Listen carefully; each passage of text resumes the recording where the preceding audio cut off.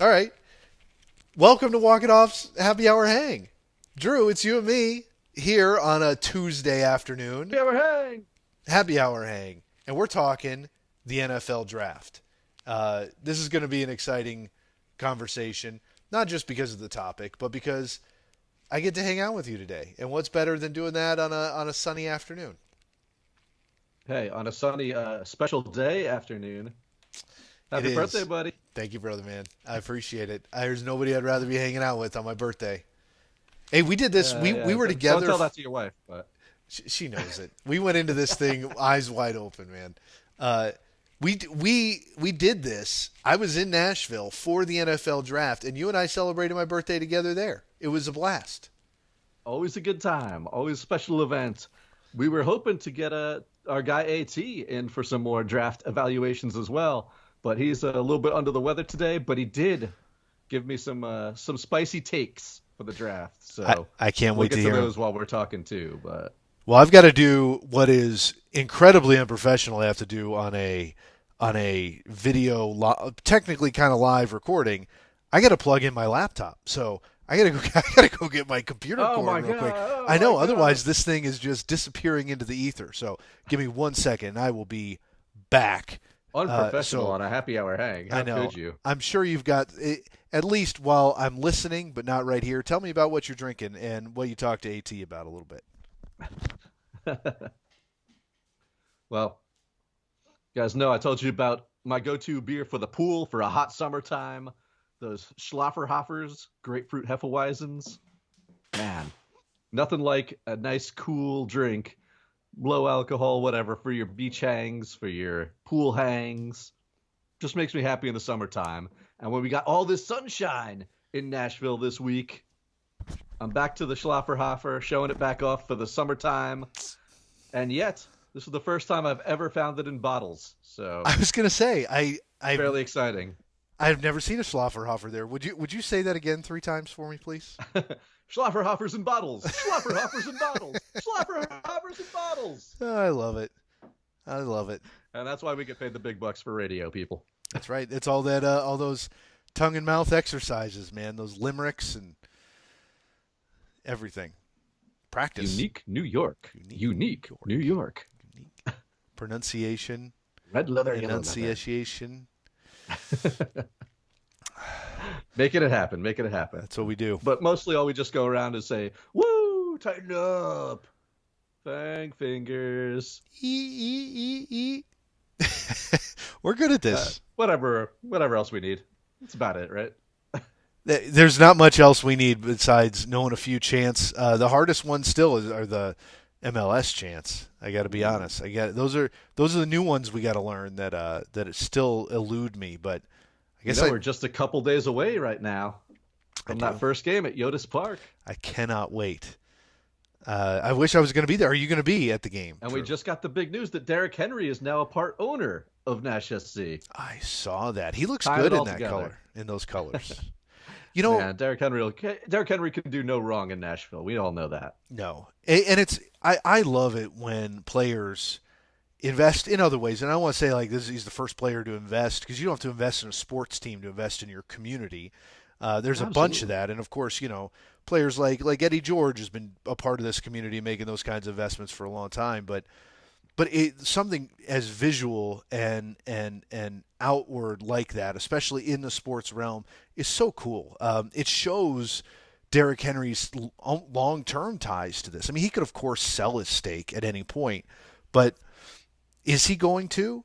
That shows something like some dedication to the community as well, and it reminds me as a when I'm paying attention to the Phoenix and Arizona sports landscape when Larry Fitzgerald bought a stake in the Phoenix Suns. I mean, that is the blending of all Yeah. things great in Phoenix, and that's exactly what Derrick Henry is doing there too. It's a good sign for the state of sports culture in Tennessee.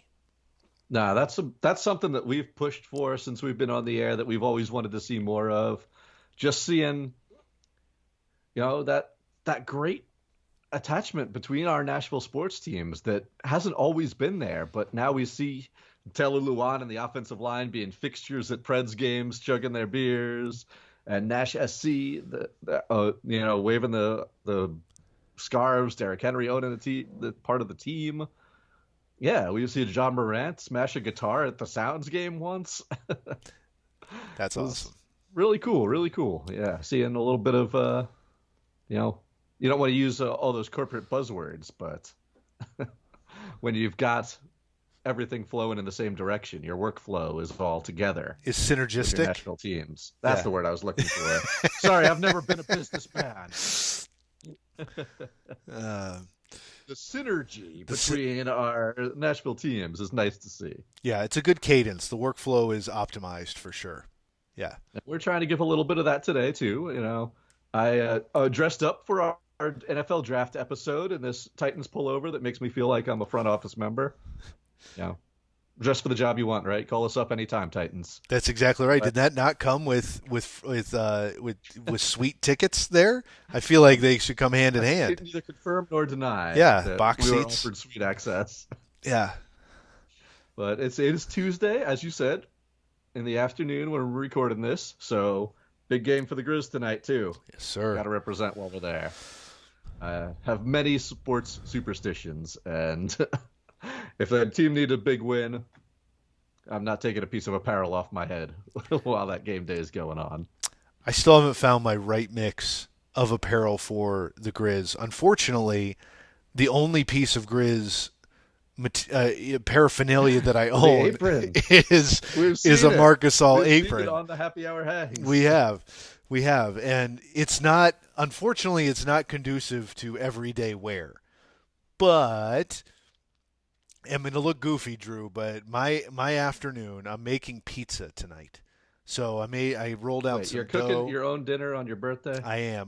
It's going to be a tandem thing. Emma, my wife, now my wife, Drew, is going to help me make pizza all together, and we'll make some brownies and stuff too in celebration. So it'll be a team effort. That But sounds good.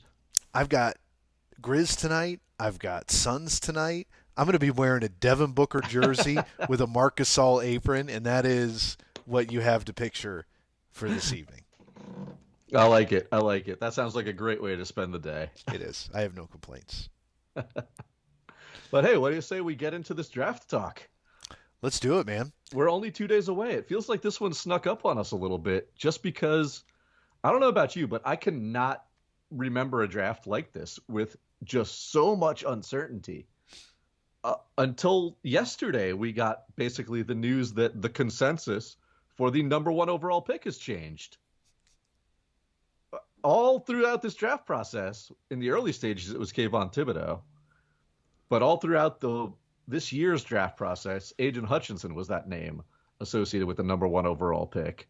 With occasionally, before they franchised Cam Robinson, we would see Evan Neal or Iken Iwandu there, but it seems like Trayvon Walker right now, 2 days out, is getting all the buzz as the Jags guy with that number one overall pick.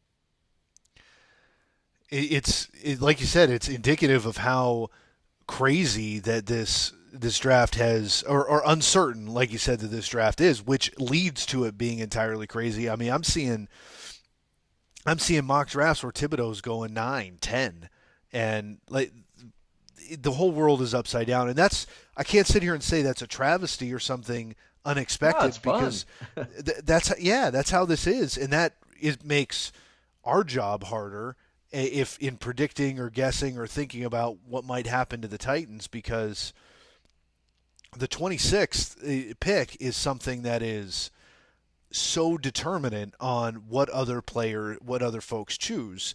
We talked about this the last couple weeks too. It's the skill players, things like quarterback. Let's just say not even skill players. Quarterback alone is going to disrupt this because there's going to be a top 10 quarterback.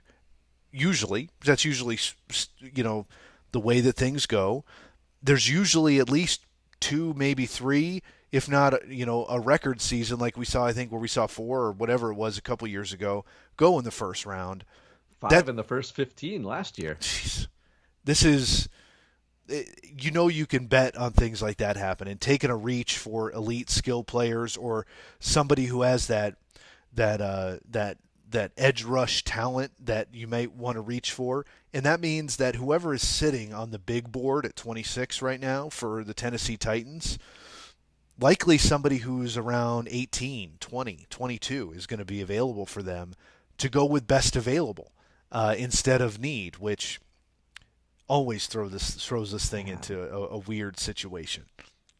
The quarterbacks are just so bizarre to have a year where it seems like nobody really likes any of the quarterbacks in this draft, which is just so strange because teams are still out there. We saw that unbelievable amount of movement of quarterbacks this offseason in free agency and trades, superstars changing teams, team needs changing there. Now, Baker Mayfield is still projected as the Browns' backup as we speak. He wants out. Sam Darnold is still the Panthers' starter as we speak. There's still so much up in the air. Jimmy Garoppolo is still on the 49ers when everybody thought that was a done deal. There's a lot of uncertainty still in a draft that nobody really loves any of the quarterbacks is absolutely contributing to that. It's really fascinating to see. Even here we are sitting 2 days out from the draft. It could go in any direction. Yeah. We think the Carolina Panthers will use the top round pick for a quarterback, but you've got to think they're desperately trying to trade back at least a little ways to recoup. They don't have a second or third this year to recoup some of that in a draft where it doesn't seem like many other teams will be after a QB in the top 10. They want to recoup something, maybe trade back. But I think every team right now is looking to trade back in this draft. A draft where the strength of it is really at that end of first round, second and third rounds. A lot of great depth this year. But the highest end talent, as we're seeing from a shakeup within the same position at number one overall, is very uncertain. It is, but don't you feel like it's worth betting on first round talent at least, even if it's jockeying round by round? I guess my point is, absolutely. yeah. So like that's with the luxury of the Titans, which makes them maybe a good candidate to trade up or stand pat and be one of those folks that, which I hadn't considered until now. I thought maybe collect those picks and move back. But if you have the luxury of going with best available, as I think the Titans do, they certainly have needs, but it's a solid team, that to be able to capitalize on these folks who are willing to give up a high spot to get the best position that they're looking for, like a quarterback or something like that, maybe trading up is something that they consider doing to maximize the talent that they can bring into the locker room. It's just so interesting this year, especially with obviously all the well-documented challenges that we've got, sixth-year college seniors in this draft. We have people the scouting process was so interrupted by COVID and by different NFL rules. Everything is a little bit different than it used to be. But even with that, this uncertainty is wild. I mean, we're 2 days out from the draft, and tell me the best quarterback in the draft. Depends on who you talk to. It's probably Kenny Pickett or Malik Willis. Who's the best wide receiver in the draft? Wilson, London, Jameson Williams? Who's the best corner in the draft? Derek Stingley or Sauce Gardner are both in the conversation. Who's the best tackle? Evan Neal, Ekonwu, Charles Cross. Defensive end, Hutchinson, Walker, Thibodeau. You've got so many different opinions depending on who you ask. This draft's really going to come down to teams trusting their scouting process. And if they have a particular favorite out of these groups, going and getting them, and if they don't, maybe maneuvering around that draft board for a spot where if you're happy getting any of this tier of player, you can sit there and take whoever's still at the spot at that board while amassing extra picks later on. I think we're going to see a lot of trades during this draft. Yeah, I think so. That's something I think that is predictable at this point because of how. Well, I guess you could argue that one of the benefits of this variability is that there's depth in this draft too, which I think is really great. Like you don't have to hit, every early round. You can still capitalize on a first round and fourth round picks. A lot of starter caliber players out there. That's if not exactly it. Yeah, superstar. yeah, yeah, and a lot of athletic freaks too, which I think is what's leading to a lot of this too. Is you've got a lot of these either versatile and or athletic and or maybe they don't have the experience or the NFL ready skill set, but they're 6'7" and 350 pounds. Something Yeah. like that. That just and can run a four 640 or something like that, which is just insane. So And that's driven Walker's late climb, possibly to the number one overall pick. Jordan Davis is there in top yeah, 10 discussion, but maybe 20s range. It's so dependent on team and who's there. And plus, we have all these teams that do not have a first round draft pick. When you've got 8 teams with multiple first round draft picks, there's 8 that don't have a first round draft pick at all. that's true. That's really true. Does that line up? I think I listen. We're not ones for math here. Everybody knows that, but it's close enough, if not accurate. That's absolutely true. Which means there's going to be some spoils up there. Which means, like you said, there's going to be trades because there are assets galore. That probably winds up balancing out more in the first round than not. I would imagine to closer to every team having a pick than it is right now. But that just means that there's a lot of excitement that from the Titans' perspective, that somebody that we're going to get really excited about is going to drop to us at 26, which is my favorite part about my anticipation for tomorrow.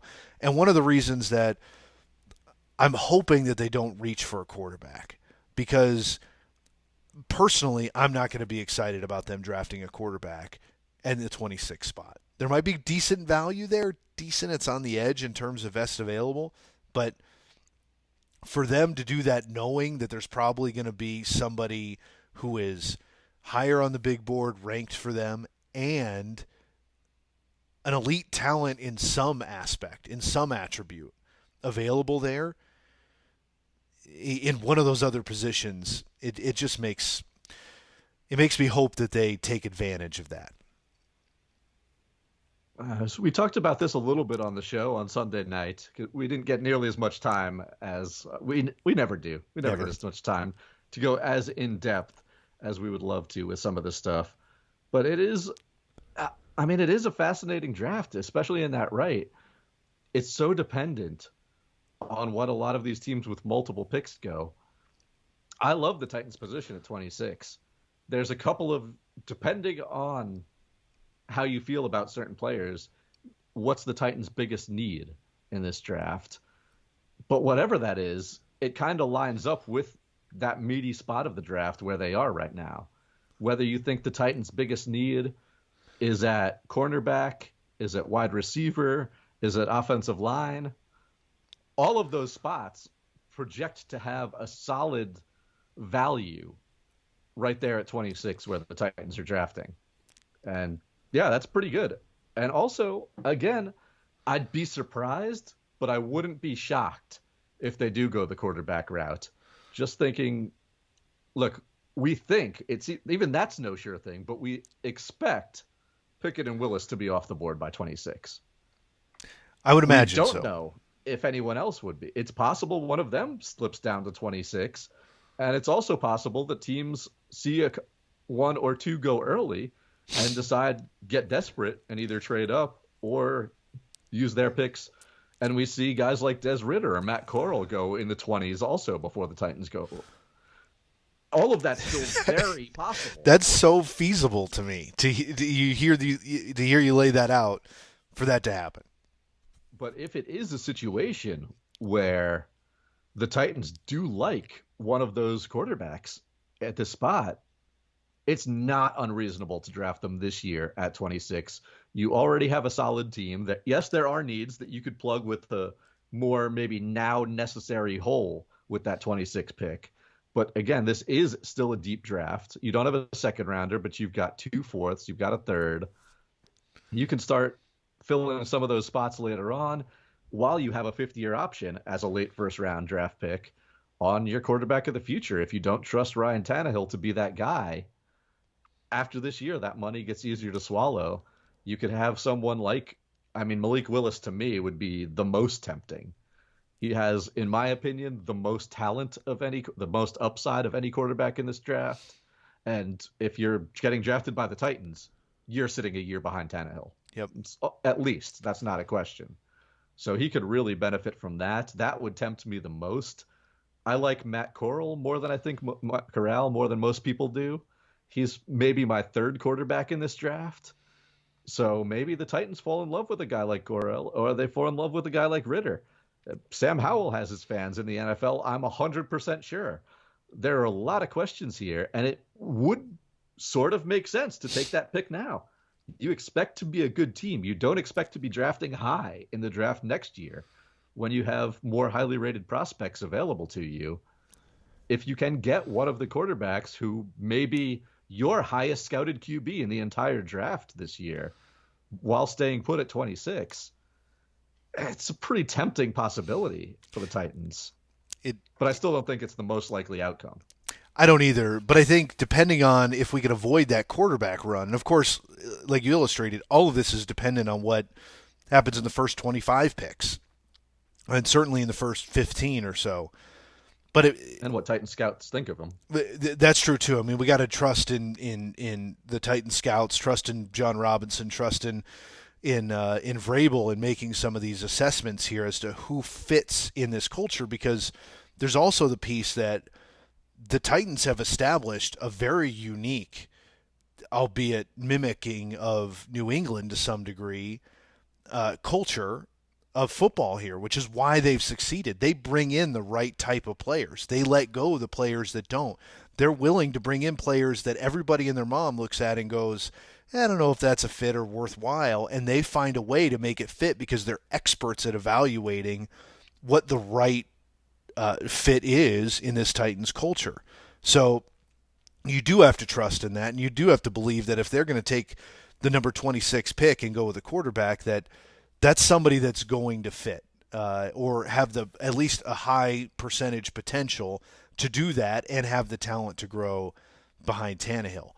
But if that run on quarterbacks doesn't happen in the first round, that really forces your hand at 26, that meat that you're talking about for things like guard, for things like wide receiver, and even cornerback, and certainly some defensive back. There's some versatile safeties in there too that have some really good talent that are all hanging out late first round to mid second round, that trading back behooves there too, to maybe turn that first into a couple of seconds where you can get that quarterback and still get talent in that position.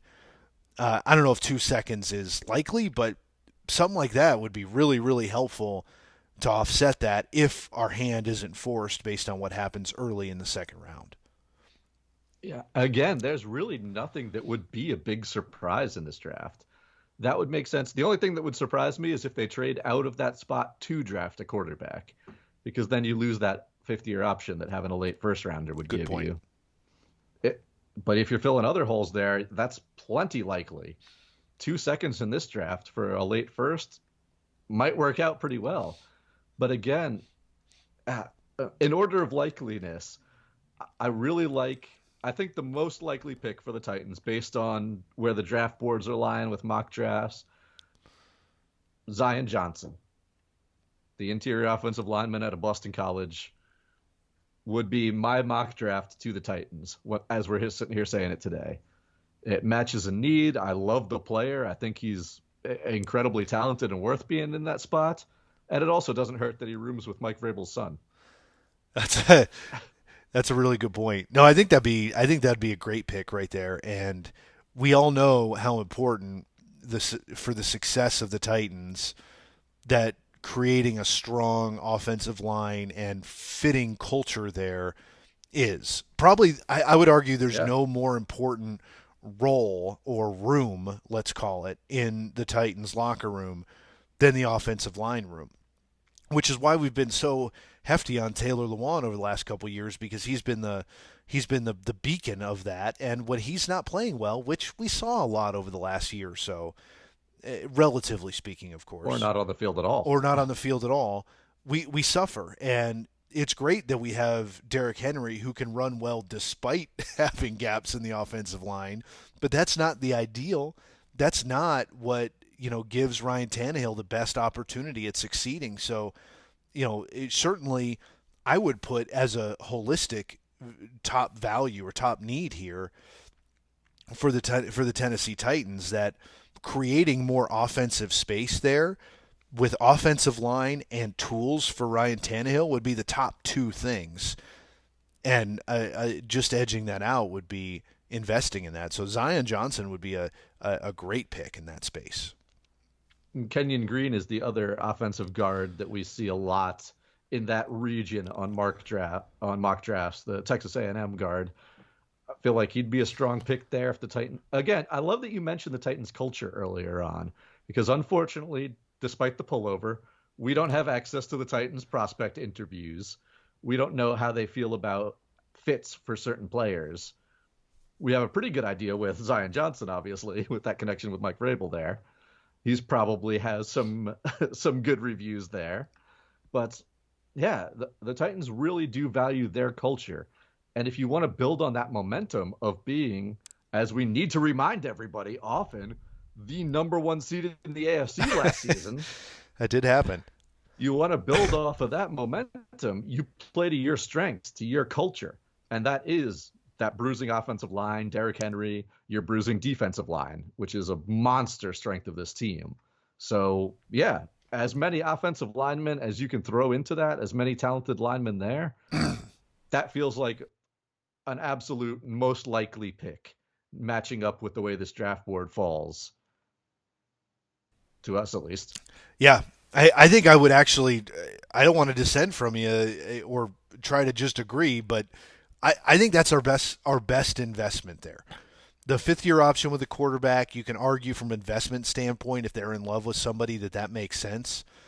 But you see a lot of depth, even going into the fourth round or the third round when we have our next rounds of picks for skill players at tight end, at wide receiver, and even some depth at running back, which is always helpful in this situation, and at cornerback. So I think that's the likely spot there, and for or likely thing for them to invest in at that point. But it will certainly be tempting.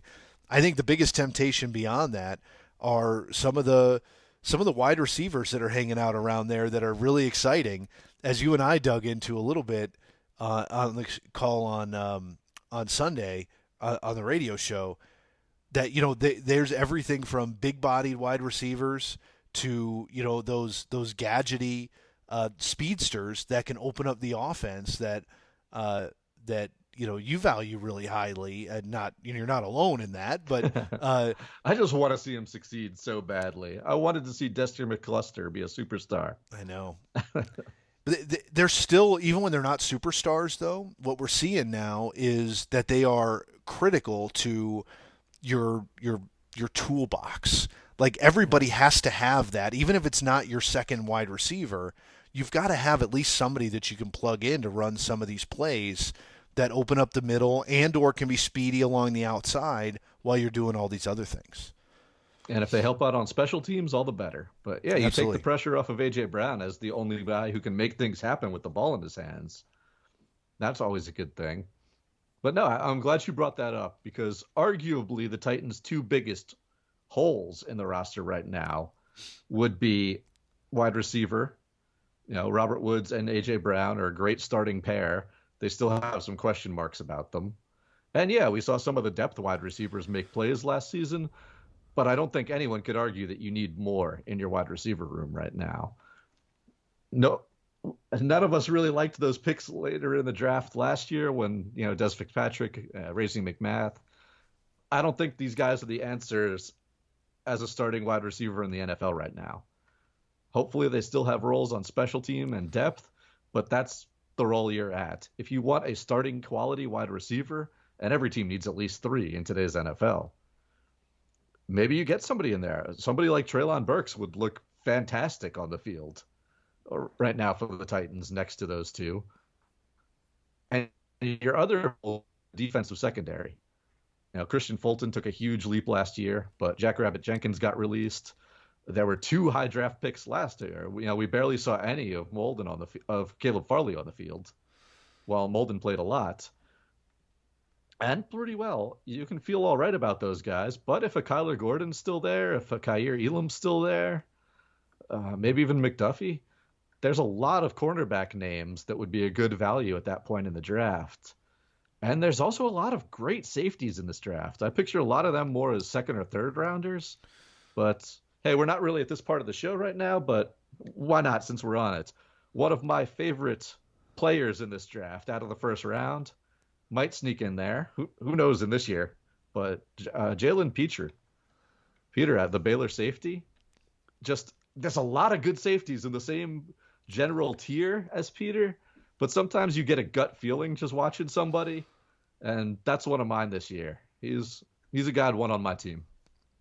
I like that. I think that's a great pick. And one of my favorite types of players to pick up anywhere you can in the draft is one of those versatile safeties. And there's a few of them that might be hanging out around us. You mentioned McDuffie. Sorry, not as a safety, but as a defensive back. But the versatility there. Kyle Hamilton out of Notre Dame too.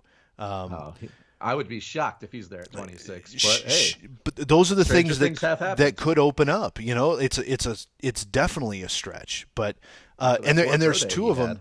had. Him and Daxton Hill around that same space. Uh, those are two super valuable positions that we may not need right now, and those are the kind of players that can convert to playing, coverage roles and things like that too. That all you're doing is adding into your toolbox. Just like I look at it in the same way that we were just talking about wide receivers. You get that. I'm sorry to keep using the terms. I'm not a big fan of it, but that gadgety kind of wide receiver. But these guys who are versatile and can blossom into maybe being a Robert Woods who has a little bit more of a defined role in an offense.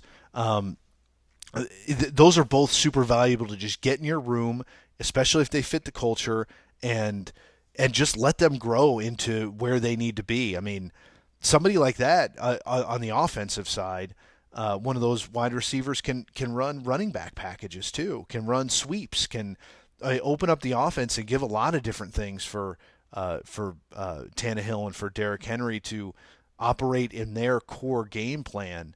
And that's the same thing with a safety that can offer some of that to our burgeoning cornerbacks. Yeah, we feel it's hard to think of safety as a need for the Titans as long as you have Kevin Byard back there Absolutely. making up for a lot of mistakes and just making a big play every single game. But yeah, Crookshanks is gone. Kenny Vaccaro's gone. Who plays next to him is still a little bit of a question. And yeah, the Titans have had Hooker's been great when he has been on the field, True. but he hasn't quite been able to cement himself there. So I don't think safety's as big a need for this Titans team as cornerback might be. But yeah, I really think that in that order, offensive line, wide receiver, corner, line up as both Titan needs and the sweet spot of this draft at 26 for them. And later on, sure, you can go for deeper sleepers or more talent in those spots. Again, this fourth round could be very, very strong. Some of our favorite players, some of our hottest draft risers. What's his name? The freakishly athletic tight end who's been climbing up draft boards. Jelani Davis? Is that it? Absolutely would love a pick like that with one of the Titans' fourth rounders. Yeah, I know Austin Hooper's on the team now, but adding that kind of athleticism, that's not Hooper's game. That can only help the Titans in multiple packages and as a team that plays multiple tight ends a lot. Deeper in those, if you're talking your favorite sleepers, I mentioned Wandale Robinson. That's on the show. That's what you've been referring to as our favorite kind of gadget player or small, speedy receiver. Hopefully it doesn't just get relegated to bubble screens all day, but I know. he can do so much as we saw in his Kentucky career. But staying local, I mean, and your Kentucky player there and Wandale, but Velus Jones Jr. out of UT is another one of those maybe fourth, fifth, later round wide receivers that has, I think, quite a bit of upside, but could also contribute right now, whether it's in designated gadget plays or absolutely on special teams. Yeah, I know as much as Titans fans don't want to hear about another wide receiver drafted in the fourth round for special teams. The, These are just players I like in those roles as far as this deep draft goes. well, don't forget, I know you don't, but I'm saying that to any of those other people how important special teams are. If they're operating and you have the right players there, What's that, Green Bay Packers? yeah, it's huge, man.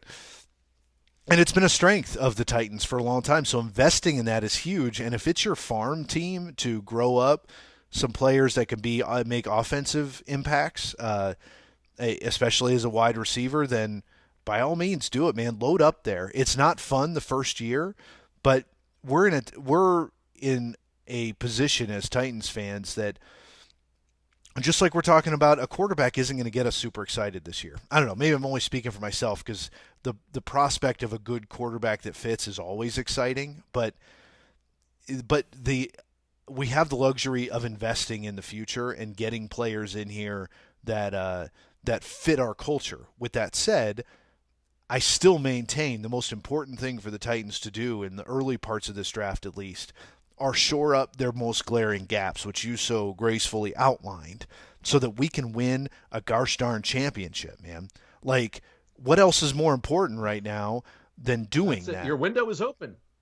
Go all in. This is it. I totally agree. So get players that allow this offense to operate at the level that we expect it to. This should be a high-powered, albeit ground and pound offense that and that's the whole point of bringing Robert Woods in is to open that up. But we saw what happened with Julio Jones last year too. It's not a guarantee that any player coming off injuries and that has is signing a big deal coming over is going to make the impact that we expect. I'm not saying they're in the exact same situation, but we can see similarities. This we need to hedge that bet and make sure that we have the depth there to handle it. I would argue that our defense is sustainable the way it is.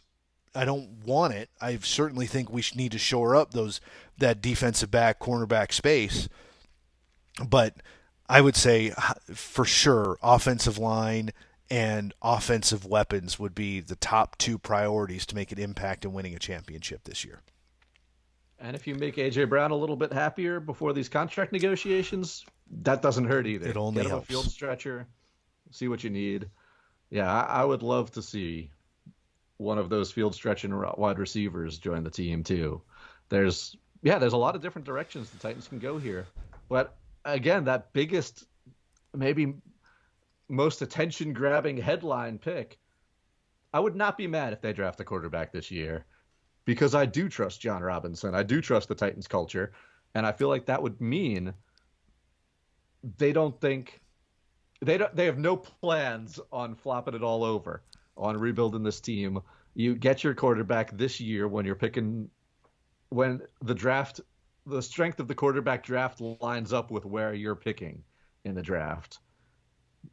And you feel like you have your guy, make that move. There's nothing as important in the NFL as having the right quarterback, obviously, except maybe a great offensive line because that makes everybody look better. It does. I mean, you can win a championship with a mediocre quarterback and a great offensive line, but Harder and harder to do every year in the NFL. harder and harder, and there's definitely an outsized value on a singular person in the quarterback. You can build an offensive line. You can't find a good quarterback, and that's the hardest. That's the biggest difference there. They may be equally important, but it's a singular person with a unique skill set that you need to operate in as a good quarterback. And I'd be lying if I said I'm not nervous about Ryan Tannehill coming into this season. Last season and the performance in the playoffs that shook me. I'm shaken, Ryan. So, do I trusted him to be our starting quarterback? Yeah. Do I think we can win a championship with him? Yes. I still believe those things, but that belief is dwindling. I'll put that out there. So having that in there and knowing that we need to have we have a culture and we have something that the Titans haven't had in a long time, which is something that should be sustainable with young talent and a sustainable culture. Sure, I'd love for them to invest in that, but I'm ready for a championship too. Yeah, we're ready to go far into the playoffs to win, to bring that championship parade down Broadway. Ah, man, I what a moment that would be. Just a capper on what a sports city Nashville's become. And there's a legit chance this year. Again, this is a very, very good Titans team. And we just want a couple breaks to go this way. And it's possible, man. So as excited as we are about that, as the draft overall, I think what I'm most excited about watching. Look, we're sports talk radio hosts. We're here on the radio talking sports every single week with you guys. We're obviously big time sports nerds. We love rolling deep into all of this stuff. But what I am really excited to see this year is just how much of a chess match it becomes.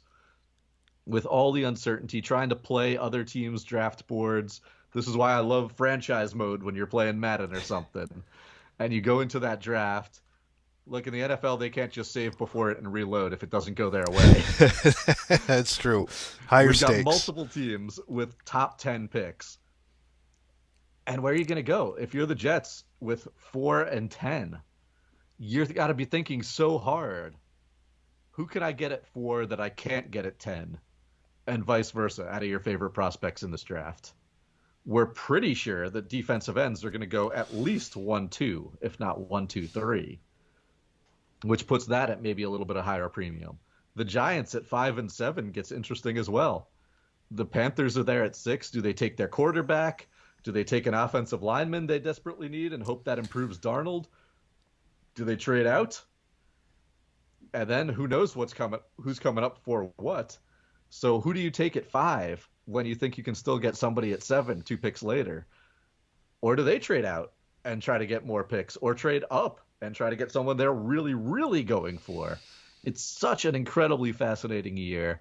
I really think we're going to see the difference between good organizations with good front office relationships and good scouting departments. This is the year for them to shine. Yeah. Because we're going to see chess, not checkers, on the draft board this year. And that's pretty fun. As a sports enthusiast, this is a pretty exciting moment for sure. Yeah. No, that's well said. Chess instead of checkers. So there's so much in play, and the whole dynamic will change with every pick.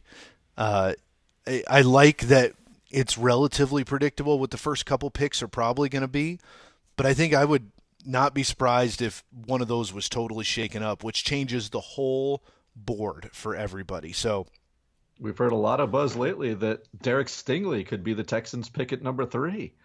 Not only jumping from where he'd been sliding all draft season before his pro day, but all the way up to number 3, above Sauce Gardner even. There's a lot of buzz around everything there. Would they take Thibodeau if he's at 3? The Texans have a hole on their pretty much entire roster as a whole. So would they take a do-it-all guy like Kyle Hamilton? Would they take the best cornerback available? Would they take the best defensive end out of the 2 that weren't already picked, supposedly?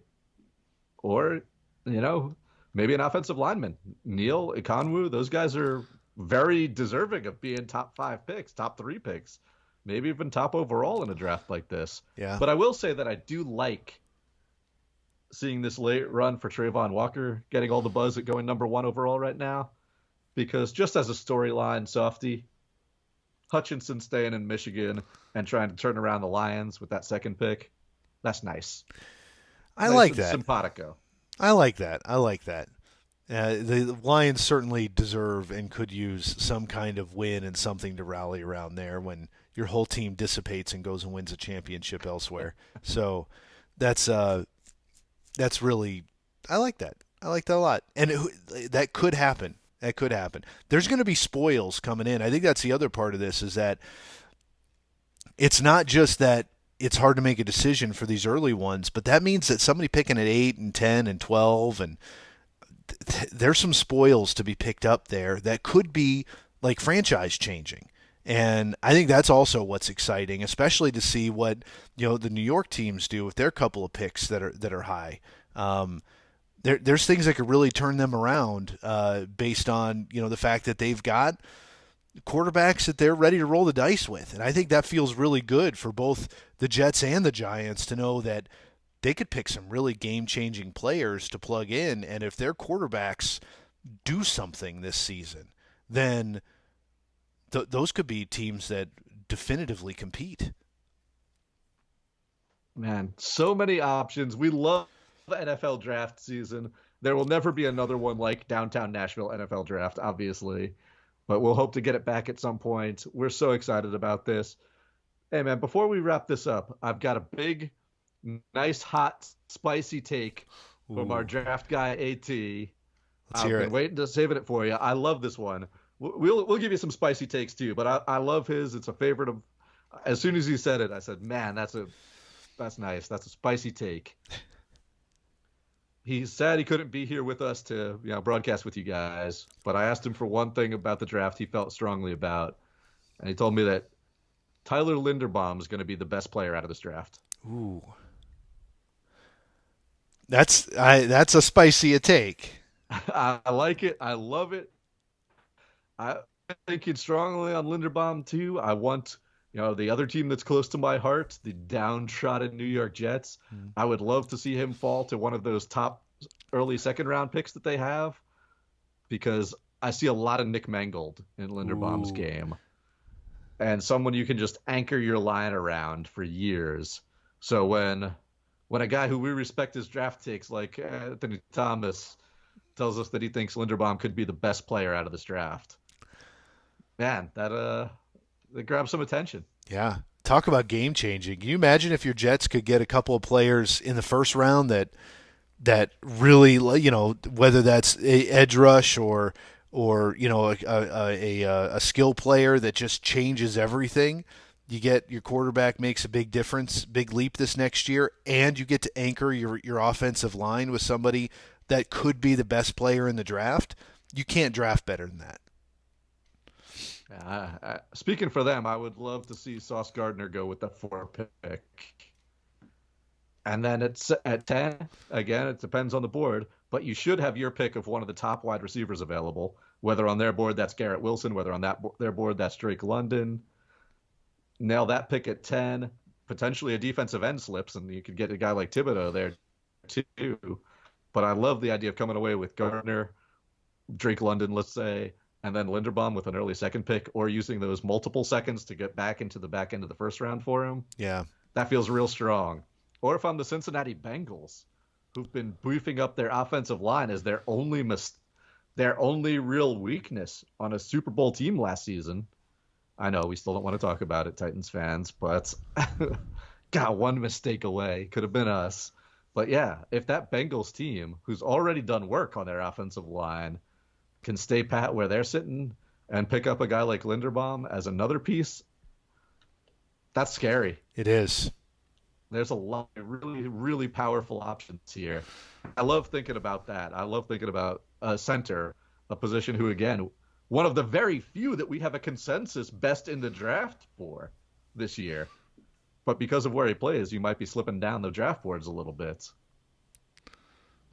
I like that. I think that's a good, nice, spicy take for a good talk show like ours. So let's go with that.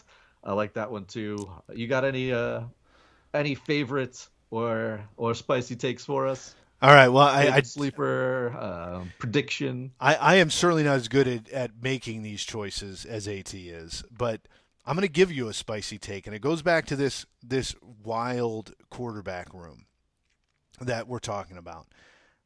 I'm putting my money on Des Ridder being the best quarterback to come out of this draft. That's my spicy Ooh, take. I like that too. I I like the way he Yeah. plays. I think he's got the versatility, and I think he can make an impact really quickly too, if put in the right situation. What situation that is, I have no idea. But that's my hot spicy take for you, Drew. All right, fine. I'll put myself out there too and give you one. You know what? I'm going to piggyback on your quarterback take. And I'm going to say that in a draft where nobody seems to like any of the quarterbacks, where we're seeing max out of 2 in our mock drafts, first round quality, I think we're seeing 4 quarterbacks go in the first round this year. I will take It'll end up being that. roughly even. Yeah, I'll take that pick, and I hope that happens. Teams will get desperate when quarterbacks are there. It's true. The options that opens up for the Titans is huge. If that run happens, we don't go for the quarterback in the first round, and then we can maybe get a second round pick somehow out of this. Boy, we could do some damage. I really think so with some startable impact players. So Hey, I'm good excited. run. We're all excited about the draft. We'll be back on Sunday night, of course, on WXNA on Walk It Off to talk about it with you. And of course, anywhere online, you can hit us up wherever we'll be at Walk It Off Radio on your social media. At Walk It Off Radio, So, all over Dave, the go. place. It's been a pleasure talking to you as always, buddy. Let's thank Anthony Thomas for giving us some info into this draft, even if he couldn't be here today. That's right. He's But a real hey, deal. looking forward to Thursday. It's going to be a lot of fun. And of Absolutely. course, looking forward to Sunday on the radio with all of you, Nashville. Can't wait, brother, man. So go party, buddy. Have Cheers, some fun. brother. I will. I already had some fun. I was here with you. All right. Hey, let's do it. Talking sports, what we love doing. We'll catch you And later. let's see a Grizz win today. Let's go, Grizz.